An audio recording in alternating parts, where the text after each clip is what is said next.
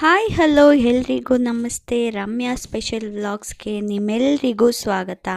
ನಾನು ನಿಮಗಿವತ್ತು ಕ್ಯಾಬೇಜ್ ಪಕೋಡ ಅಂದರೆ ಎಲೆಕೋಸಿಂದ ಪಕೋಡ ಮಾಡೋದನ್ನು ತೋರಿಸ್ತಾ ಇದ್ದೀನಿ. ಅದಕ್ಕೆ ಏನೇನು ಸಾಮಗ್ರಿ ಬೇಕು ನೋಡೋಣ ಬನ್ನಿ.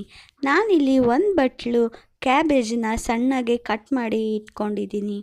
ಹಾಗೆ 1 ಕಪ್ಪು ಕಡಲೆ ಹಿಟ್ಟು, 2ರಿಂದ 3 ಸ್ಪೂನು ಅಕ್ಕಿ ಹಿಟ್ಟು, ರುಚಿಗೆ ತಕ್ಕಷ್ಟು ಉಪ್ಪು, ಅಚ್ಕಾರದ ಪುಡಿ ಅರ್ಧ ಟೇಬಲ್ ಸ್ಪೂನ್, ಗರಂ ಮಸಾಲ ಅರ್ಧ ಟೇಬಲ್ ಸ್ಪೂನ್, ಜೀರಿಗೆ ಅರ್ಧ ಟೇಬಲ್ ಸ್ಪೂನ್, ಹಾಗೆ ಅರಿಶಿನ ಪುಡಿ 1/4 ಟೇಬಲ್ ಸ್ಪೂನ್, ಶುಂಠಿ ಬೆಳ್ಳುಳ್ಳಿ ಪೇಸ್ಟ್ ಸ್ವಲ್ಪ. ನಾನಿಲ್ಲಿ ಸಣ್ಣಗೆ ಉದ್ದಕ್ಕೆ 2 ಈರುಳ್ಳಿನ ಹಚ್ಚಿಟ್ಕೊಂಡಿದ್ದೀನಿ. ಹಾಗೆ ಕರಿಬೇವು ಸೊಪ್ಪು ಸ್ವಲ್ಪ ಕಟ್ ಮಾಡಿ ಇಟ್ಕೊಂಡಿದ್ದೀನಿ, ಕೊತ್ತಂಬರಿ ಸೊಪ್ಪು ಸ್ವಲ್ಪ, ಹಾಗೆ ಸಣ್ಣಗೆ ಹೆಚ್ಕೊಂಡಿದ್ದಂಥ ಹಸಿಮೆಣಸಿನ್ಕಾಯಿ ಸ್ವಲ್ಪ. ನೀವು ಖಾರ ನೋಡಿ ಹಾಕ್ಕೊಳ್ಳಿ. ಈಗ ಒಂದು ಬಟ್ಲಿಗೆ ಕಟ್ ಮಾಡಿಕೊಂಡಿದ್ದಂಥ ಎಲೆಕೋಸು, ಹಾಗೆ ಅಚ್ಕಾರದ ಪುಡಿ, ಹಾಗೆ ಗರಂ ಮಸಾಲ ಮತ್ತು ಅರಿಶಿನ ಪುಡಿ, ಹಾಗೆ ಶುಂಠಿ ಬೆಳ್ಳುಳ್ಳಿ ಪೇಸ್ಟ್, ಜೀರಿಗೆ, ಸಣ್ಣಗೆ ಕಟ್ ಮಾಡ್ಕೊಂಡಿದ್ದಂಥ ಈರುಳ್ಳಿ, ಕರಿಬೇವಿನ ಸೊಪ್ಪು,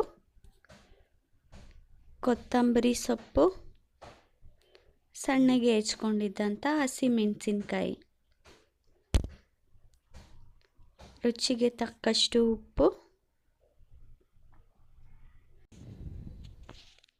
ಹಾಗೆ ಕಡಲೆ ಹಿಟ್ಟನ್ನು ನಾನಿಲ್ಲಿ ಸೇರಿಸ್ಕೊತಾ ಇದ್ದೀನಿ. ನೀವು ನೋಡಿಕೊಂಡು ಸ್ವಲ್ಪ ಹಾಕ್ಕೊಂಡು ಹಿಟ್ಟನ್ನು ಕಲಿಸ್ಕೊಳ್ಳಿ. ಹಾಗೆ 2ರಿಂದ 3 ಸ್ಪೂನು ಅಕ್ಕಿ ಹಿಟ್ಟನ್ನು ಸಹಿತ ನಾನಿಲ್ಲಿ ಹಾಕ್ತಾಯಿದ್ದೀನಿ. ಅಕ್ಕಿ ಹಿಟ್ಟು ಹಾಕೋದ್ರಿಂದ ಪಕೋಡ ತುಂಬಾ ಗರಿಗರಿಯಾಗಿ ಬರುತ್ತೆ. ಎಲ್ಲ ಸೇರಿಸ್ಕೊಂಡು ನಾವೀಗ ಒಂದ್ಸರಿ ಚೆನ್ನಾಗಿ ಮಿಕ್ಸ್ ಮಾಡ್ಕೊಳ್ಳೋಣ. ಎಲೆಕೋಸು ಈರುಳ್ಳಿಗೆಲ್ಲ ನೀರು ಹಾಕ್ದೇ ಹೀಗೆ ಎಲ್ಲ ಒಂದ್ಸರಿ ಚೆನ್ನಾಗಿ ಮಿಕ್ಸ್ ಮಾಡ್ಕೊಬೇಕು. ಆಮೇಲೆ ಇದಕ್ಕೆ ಕ್ಯಾಬೇಜು ಮತ್ತು ಈರುಳ್ಳಿ 2 ನೀರು ಬಿಡೋದ್ರಿಂದ 1/4 ಗ್ಲಾಸ್ ನೀರು ಸಾಕಾಗುತ್ತೆ.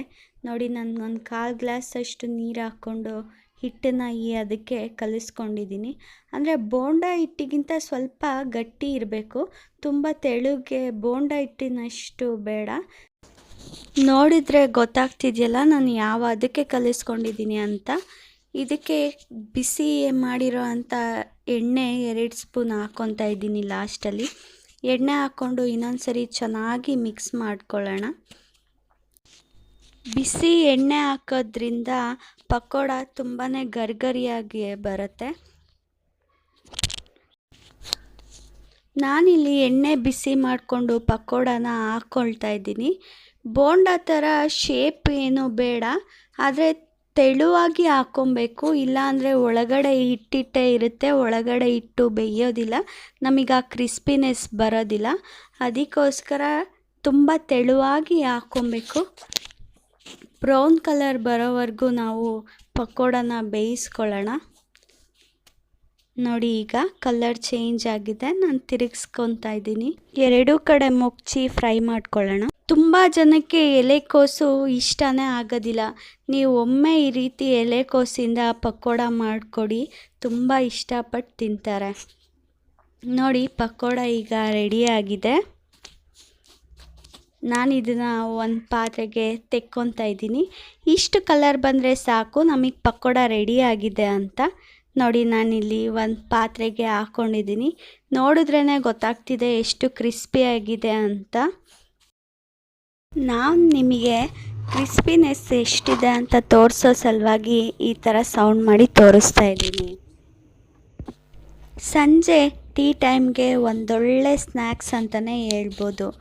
ಈ ರೆಸಿಪಿ ನಿಮ್ಗೆ ಇಷ್ಟ ಆಗಿದ್ದರೆ ಪ್ಲೀಸ್ ಲೈಕ್ ಮಾಡಿ, ಶೇರ್ ಮಾಡಿ, ಹಾಗೆ ಸಬ್ಸ್ಕ್ರೈಬ್ ಮಾಡಿ.